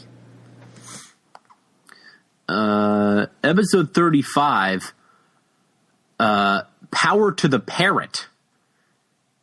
Iago wants to prove that he can do just as good a job as Genie using magic. So Genie transfers his magic to Iago at his request. However, he finds it is not as easy as it seems. I want to point something out about this. Like, they use Iago for these stories where he's, like, pre-assigned as shitty, and then, but he's, like, not so shitty that he's not a protagonist, you know what I mean? And that's because the rest of the other characters are so fucking one-dimensional. You couldn't even base a story around them. He actually has a slight bit of more than one-dimensionality. You know what I mean? Like, he's complex. Like, yeah. You know what I'm saying? Like, how are you going to write a story about Aladdin? He's always just this struggling-ass basic bitch. Like, well, I think you can do the genie with the pathos around Genie. He's sort of like the, he's you could the have him like a former like owner of the lamp or some shit with Genie. Well, you could have some shit like that, like Genie. Well, there's, Genie in general is like the jokester. He's Deus Ex Machina. They don't even use him as a plot point. I swear to God, like it's for most of these episodes, they're based on shit that happens to Agrabah or one of the characters, and rarely Genie. We just said the game one where the two wizards were exploiting Genie. All right, well, there's that one. There's no CD on that, though. He's just like this fucking object to be exploited once again. Like, there was the one where Genie fell in love with the other Genie who was, who belonged to the young girl. Trite though. Like, anyway, go ahead. And there was also the one where I can see. Move ahead. where either Mechanicles or Abismal did some sort of. I think it was Abismal. No, it was Mechanicles because he had the automaton. Yeah. And Genie and Carpet were not affected because they were magical. Dude, okay. Iago. They're main protags there. Yeah, but Genie, it's just like people want his power. It's, the thing where he fall in love, okay, but like that's just the most basic bitch of character developments. He likes to fuck. Like, so what? Like, he's not like, he never wants to be like, oh, I'm going to leave. Oh, I'm going to use this magic to do something new. It's always just some dumb shit. Well, I can't. A character, dude. Like, I can't attest to that. I don't think Genie's a shitty character. He's got the thing where he's always joking, but he was essentially a slave for hundreds of years. So why is he still hanging out with his last fucking master, Aladdin? He's still a fucking slave. It's bullshit. He's doing it of his own volition, though, because he admires Aladdin. Right. But still, though, like, just on general principle for what he could do with magic, it's bullshit. Well, what do you want him to do? Don't you think that's sort of an interesting thing of itself, that he could do anything, but he chooses to just hang out in this fucking shitty but because he can do anything, it's not worth it to him? Yo, honestly, I think it's pathetic. Like, I identify with Iago. What's he got going? Like, where's he gonna go? He's got to stay in Agrabah. Genie, why the fuck's he there? He could be actually like doing things. It's bullshit. But he is doing things. He's doing things with Aladdin. He's doing things what do you want Genie to do? He's a fucking genie, dude. Like, he should be like a positive, like, god, like, or something. He should, like, if he should put, like, his energy into, like, poverty in Agrabah. Not just hanging out goofing with fucking Aladdin like a fucking bitch. Like, it's such bullshit. I don't know. I think that's sort of like, if you're saying he should be sort of a godlike figure. He is a fucking god. What the fuck? Like, he's like a metaphysical But if you're saying he's like a godlike figure and you're saying it's not interesting, isn't it more interesting that he is not doing that? Now, even in the narrative, fine. He's a fine Deus Ex Machina, whatever. Like, I'm not denying that. Like, but I don't know if he's even really uses the Deus Ex Machina. When they have, like, scenes, I watched an episode where they're, like, on the boat. I had some clips from that, and Genie is just, like, cracking up, and it's like, this guy is cracking up telling jokes, and he'll pull out some shit out of his ass at the last second to save everybody. But he's got, like, magic. He could, like, fucking cure cancer. Like, it's not funny. He's a dick, like, I don't know. Plus, I don't think there's any cancer in the world of Aladdin. No, there's cancer in Agrabah, believe me. I don't think so. Yes, there's there's poor people, but it irritates me that he's like it's like a godlike figure. Anyway, let's move on. This is such a dumb tangent. I think that was all. I don't know. What, did you ever feel that way? Did you ever feel that way when you see like a character like that? Like, what the fuck are you doing? Like, he could do anything. Why is he doing this? Why is he like wasting like it's like Oh, this is what he enjoys, I guess. But don't you like judge it a little? Like, what a dick. Like, why isn't he doing everything? Why isn't he devoting all his time to helping everyone? Or if he's so into good and Aladdin is so good, then why doesn't he fucking take his example and do good? And just like, why does he linger around like a little bitch? Maybe he's not into pure benevolence, but he's just into having fun. He's a trickster character. Fuck off, yeah. I don't know if I like Genie. I hate Genie. I hate Abu. Yeah, Boo sucks. I like the Sultan. I like Iago. Sultan's good. I like Iago. Iago is interesting, but I don't think he's not likable. I actually do like Aladdin. I feel like Aladdin is like... Yeah, Aladdin's likable, but he's like less a dumbass. interesting. He's a dumbass. He's like an Adonis. Like he's like... Well, he's played by Scott Winiger, or however you pronounce it, the guy that was Steve on Full House. And it's essentially, he's like the Steve character. I like the fact that Aladdin is just like this handsome guy that's got a girlfriend, and there's he's a handsome guy with a girlfriend. He's a handsome guy who has a girlfriend who's likable and kind of like goofy.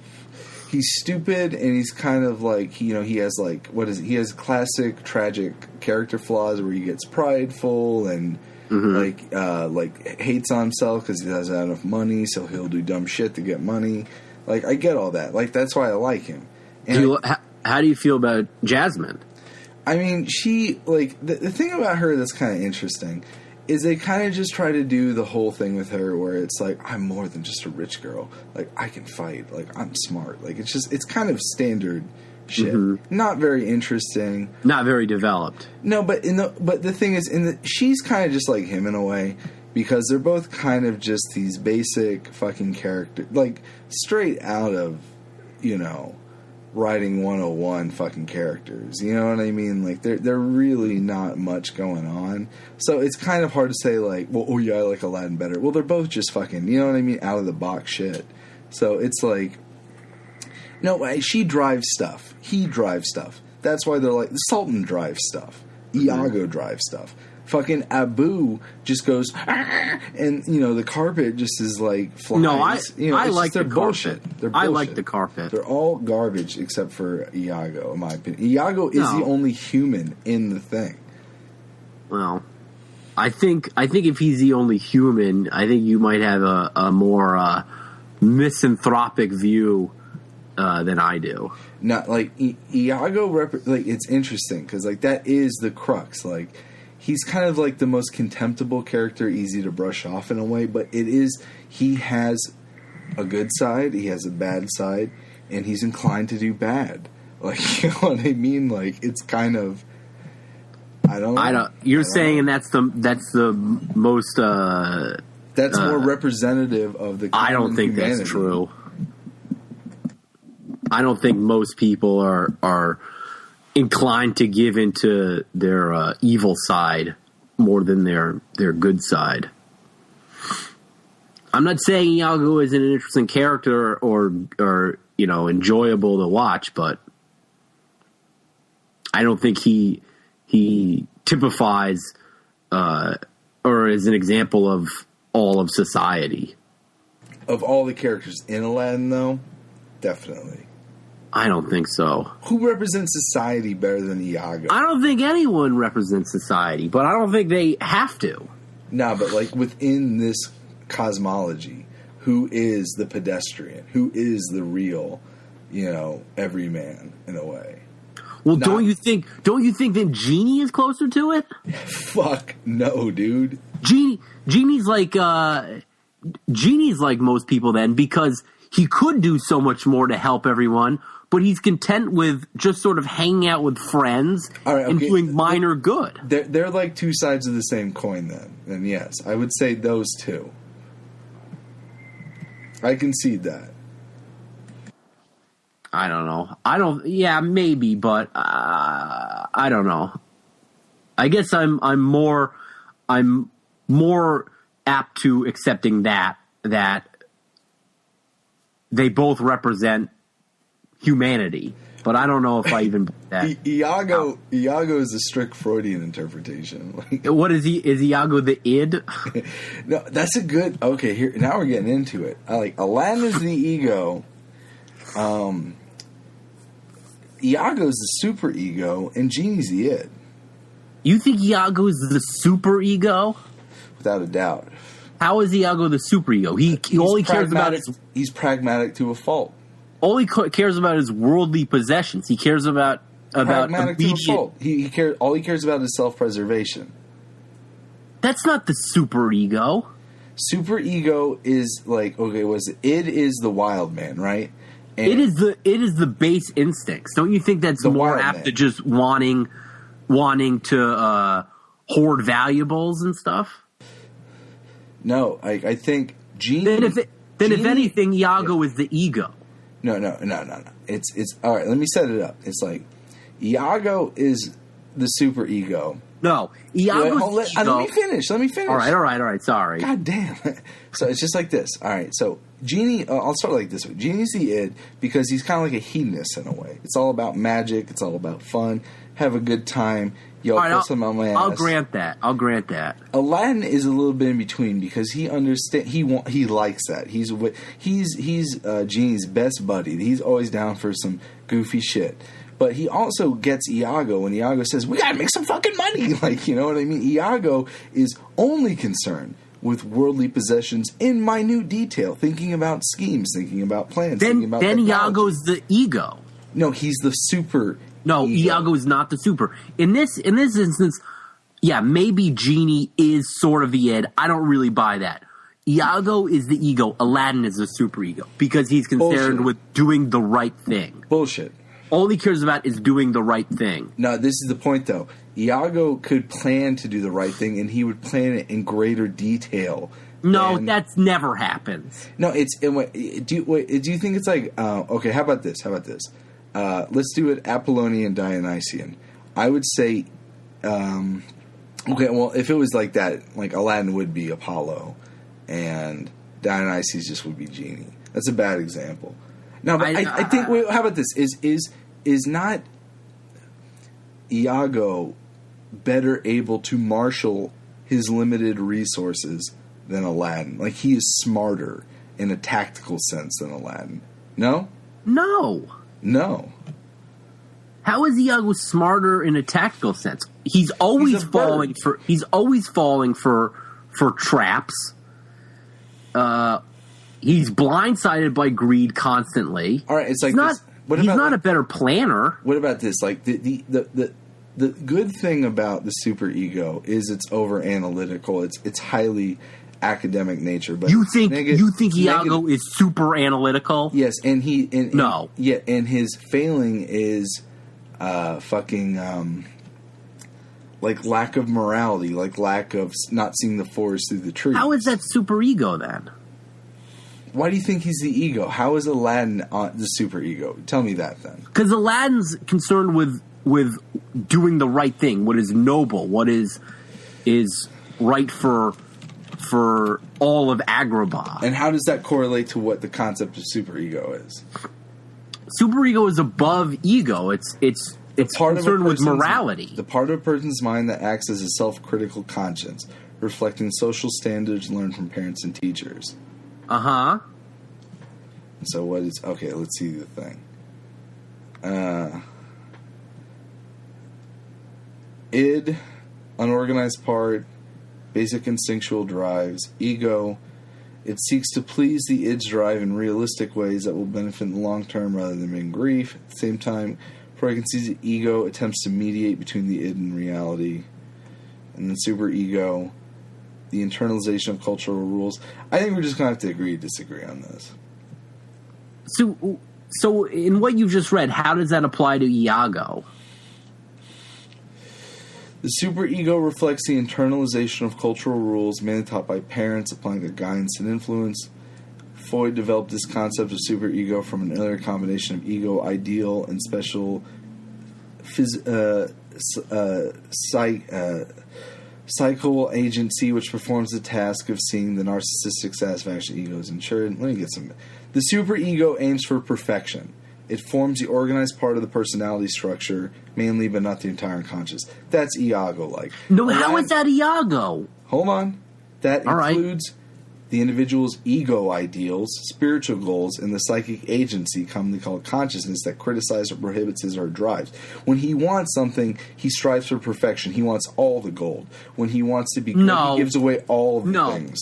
That's not. It's not about striving for material wealth. The superego is the precedent for the conceptualization of the inner critic as it appears in contemporary therapies.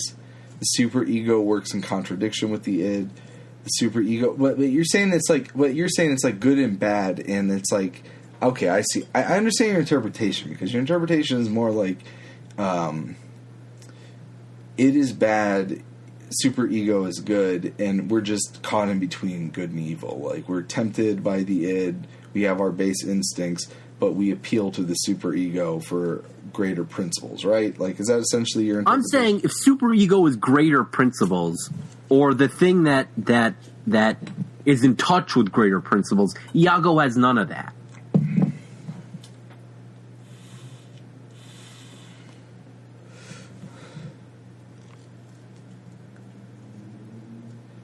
Well, I don't know. In my interpretation, that's who I'd have it.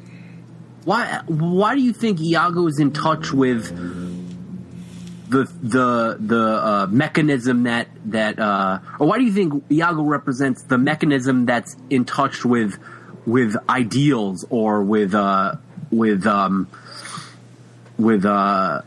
and wrong?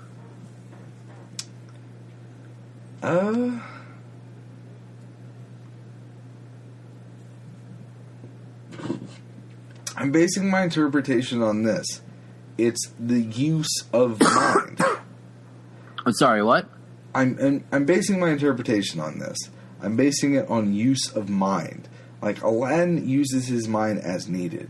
Genie is a flow. Iago is, like, racked by his mind.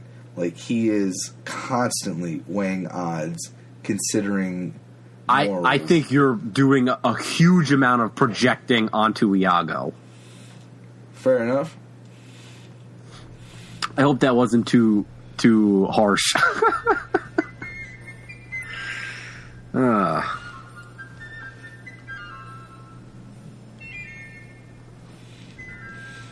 we'll have to get into this more. We'll have to do more super ego, and id. No, I hate this. All I want to do is read descriptions of episodes. How many more you got? Is that enough? Let's call it off. All right, you want to do one more? That's it. That's it. All right. You got to get to the store for Thanksgiving shopping? Yes. All right. All right, well, you got anything else you want to add? No, good episode. Yeah, all right.